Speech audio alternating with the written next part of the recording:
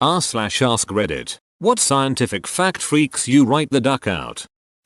Just how incredibly large and empty the universe is. Galaxies collide all the time, but the chance of any two objects from either galaxy colliding are practically zero. Edit. Wow. My first 10k karma comment. Space is awesome.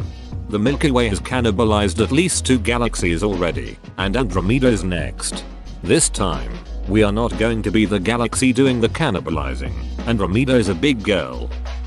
That there are chimpanzees that hunt with spears and live in caves, and ones who have fought wars against each other and made fashion trends. It's like we get to watch our own evolution. Edit. Holy hell, I didn't expect this much attention on a comment about chimps. Also, if it hasn't been mentioned, there are also chimp serial killers. Edit 2. Here is a thing about termite sticks that everything else keeps trying to lead me to while I'm trying to find a damn video about chimps spearing bush babies in Senegal. Edit 3. Found some video without a paywall on the spear.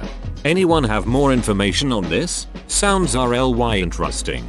https://en.m Wikipedia. Org Wikigomb Chimpanzee War.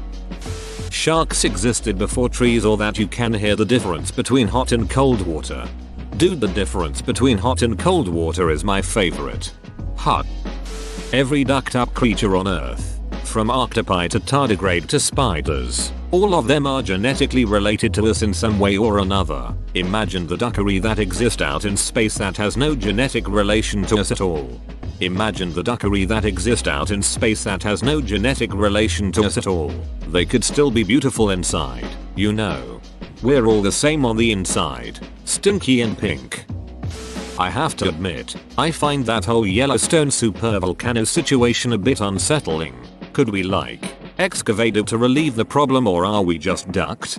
We can do something about it, actually, and NASA is on the case. http://www.bbc.com Future Story /20,170,817 NASA's ambitious plan to save Earth from a supervolcano. They believe the most viable solution could be to drill up to 10 kilometers down into the supervolcano and pump down water at high pressure. The circulating water would return at a temperature of around 350 C, 662 F, thus slowly day by day extracting heat from the volcano. And while such a project would come at an estimated cost of around $3.46 bn, £2.69 bn, it comes with an enticing catch which could convince politicians to make the investment. Edit. If you read the article, yes, they're talking about the possibility of also using it as geothermal energy. Edit. A few more hundred upvotes and this will beat my highest rated post, which is simply, this is a fact.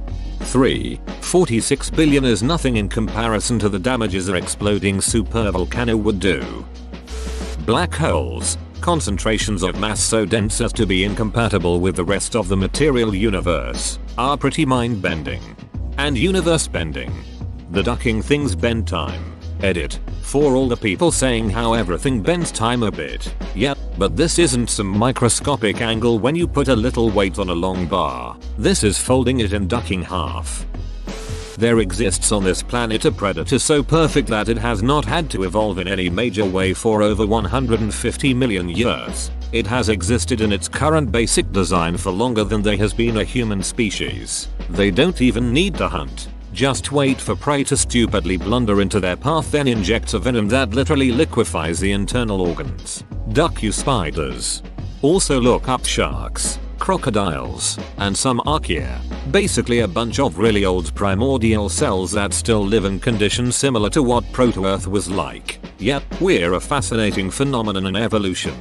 Also makes an interesting case for the capacity for tool use and how powerful an evolutionary advantage that is. Sharks and spiders haven't changed much in hundreds of millions of years, and here's humanity, able to cheat evolution by just building something to do it. Our engineering can compress hundreds of thousands of years worth of evolution into a few afternoons worth of work. Nature's scary, but mankind cheats. We're the evolution that doesn't need evolution. Squid brains are shaped like donuts and the digestive tract goes through it, so if they eat too large stuff they get little brain damage. Brains are weird. The fact that they can be irregularly shaped but still form as one coherent unit despite large amounts of space existing between different parts of it is weird. Methodiking prions. Hunker down in Madagascar. Close ports and airports. Wait it out until China works on a cure. If it's Plague Inc., just evolve all animal cross-contamination. Maybe Madagascar will be spontaneously contaminated. There's a mind-controlling zombie fungus found in tropical ecosystems. Also in ants, so unless you're an ant you're fine. I'm an ant. Am I screwed? Time is not a constant. Eli 5? Gravity changes time. The greater the gravity, the slower time flows. Stomach enzymes digest you when you die. As someone who suffers from acid reflux, it's not waiting until I die. There is an object that we cannot see but is so massive that the Earth and every other object in the universe we know about is being pulled towards it due to its immense gravitational force. It's called the Great Attractor. Astronomer here. Nothing weird about it. I'll bet good money that it's just an even bigger bunch of galaxies than our Virgo supercluster, which our galaxy is currently moving towards. No way to tell though as the Great Attractor is outside the observable universe. Edit. I am sorry, I misspoke earlier. It's not outside the observable universe but rather behind other stuff so we have no way of seeing it. IT's Duckine Galactus, isn't IT? The Cascadia subduction zone is pretty overdue for a massive earthquake. If when the big one finally comes, the whole west coast of the United States will basically be torn to shreds with magnitude 8+ earthquakes in areas that are ridiculously ill prepared for earthquake related emergencies. Edit. Apparently I need to point out, I know what overdue means for earthquakes. I never said this is going to happen soon. Everybody panic. I just find this scenario a lot scarier than most other potential natural disasters I've read about. The question wasn't what natural disaster do you think is most likely to actually happen? This is what I came here for. It's not exactly the entire west coast if I recall correctly, although it's the majority of it. Part of Canada, Washington, Oregon, and a part of Northern California. 9.0+ magnitude earthquake hits. Destroys a bunch of shit, and then the resulting tsunami hits 10-15 minutes after the earthquake since the coast is right there. Worst case scenario would be this happens at night. Earthquake drops power for cities states, resulting in an exciting run for your life from a tsunami in what would most likely be pitch black conditions before being swallowed up by a big black wave. Exciting stuff. For most people living on the west coast, the coast is not right there. The PNW city is actually on the Pacific Ocean at places like Eureka, Astoria, and Aberdeen. The T-Rex lived closer to the moon landing than it did to the Stegosaurus. So now there's dinosaurs on the moon? No wonder we haven't been back there. Sounds dangerous. Plants have sexual organs. Whenever you touch its pollen, you're touching the precursor of the plant's sperm cell. Like spermatogonia if you know a bit of biology. The fruit you eat are the ovaries of the plant that they came from. Edit. Specifically flowers. The flowers themselves contain both the male and female organs. So whenever my allergies go nuts, it's because a plant has raped my nose. Beautiful. Just say no. Take a Claritin. Look up the timeline of the far future on Wikipedia. Seems kind of depressing that in trillions of years everything in the universe is gonna die decay until only black holes are left, which will also very slowly decay until there's literally nothing left in the entire universe. Well, black holes aren't nothing. It's actually a whole lot of something. Like the universe ending and all existing matter giving each other a big tight hug. r/wholesome apocalypse. Brain aneurysms. Like, you can be proactive about a lot of medical conditions that could kill you, but you can also just drop dead at random from a brain glitch. Hopefully the brain aware enough to send one last thought to you even if it is oops shit really ducked that one. Sorry, this is on me. It doesn't always kill you. My mother went through a day of basically being insensate before we got her to the hospital in time to have surgery. I think it leaked rather than burst. The lifelong short-term memory issues were a bummer though, and she's probably well on her way to getting Alzheimer's. Her twin brother however, had a brainstem hemorrhage and basically went from zero to vegetable in an afternoon. I'm still kind of convinced that I may be ducked, though my doctor tells me it's fairly unlikely. Equals an oldie but a goodie. Since humans have the alimentary canal running between the mouth and the anus, humans are essentially donuts. In utero, the embryo begins as a ball of cells. The outer layer of the ball starts to pinch inwards, eventually forming the alimentary canal. The first opening of this tunnel eventually forms the anus, which means, at some point in our life cycle, human beings are nothing but disembodied a-holes, which kind of explains the entire human race to me. Every banana that we eat, the Cavendish, are genetically identical. A fungus that can kill one can wipe out the entire species. That has happened before, and there is a fungus out there that might cause it to happen again. It's also scary how recently the last strain went extinct. If I recall correctly, artificial banana flavoring is what bananas used to taste like. In rare instances, dead women can give birth. http://www.encyclopedia.com Science Encyclopedia's almanacs, transcripts and maps coffin birth. Slightly less crazy sounding, but pregnant women in comas can also give birth, largely because the uterus can expel a fetus in a lot of cases without any active participation in the pushing process. It's the strongest muscle in the human body of either sex. Reverse stillborn. That I'm sleeping on top of millions of dust mites and their carcasses. Nice, right after I just took my pants off, tucked myself in, and got all cozy. I'm not smart enough for this thread.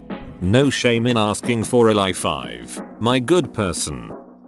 The idea of the heat death of the universe and the infinite nothing which will follow. To think that no matter how long the universe will have existed, it will never compare to how long is will not exist. Welp, let's just sit back and enjoy the ride, you know. On average, your friends have more friends than you. My friends can't have more friends than me if I don't have friends in the first place. Checkmate. The Boots Void. Why the duck is there this million light year space of practically nothingness just doing out there in space?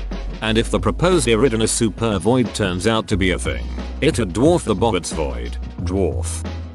Astronomer here. No matter how good we get in sky surveys to detect asteroids, there is no way to detect one that comes from the direction of the sun that is about to hit Earth. The best example of this is the 2013 Russian meteorite. Frankly, right now if we discovered an asteroid set to hit in the next year, we really couldn't do much about it, despite what science fiction says. And no, you can't cover it up in the modern world the way astronomical discoveries are reported.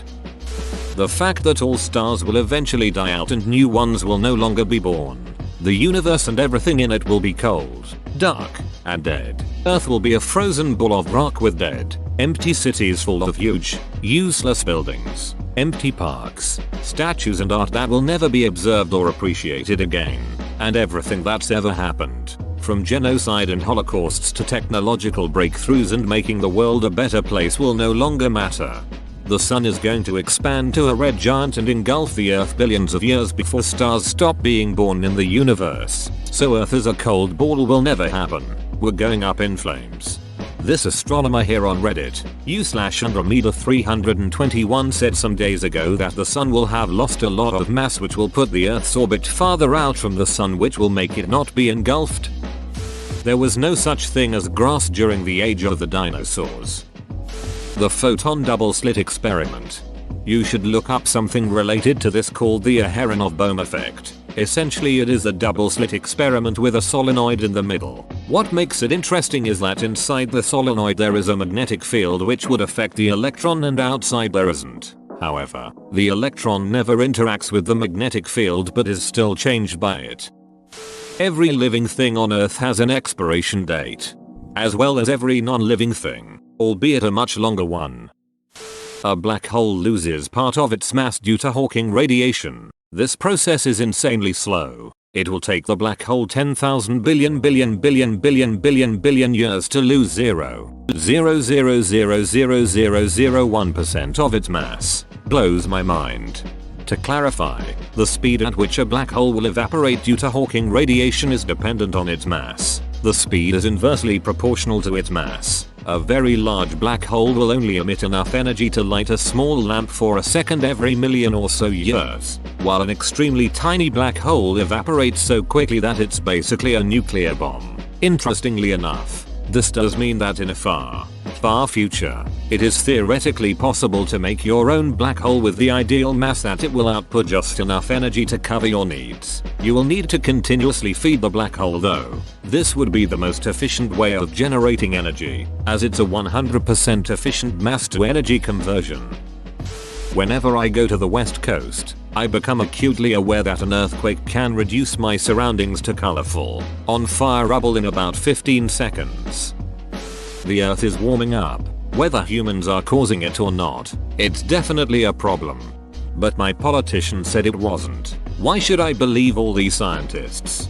The sad thing is this is exactly how my dad thinks. He'll spout off all the science he wants when it agrees with him. But when I bring up climate change, who's paying for those studies? You have to look at who's funding them. And it's always these liberal groups. Sure, looking at funding is nice. But you really think someone out there has enough money to get 99% of the world's scientists to perpetuate a lie?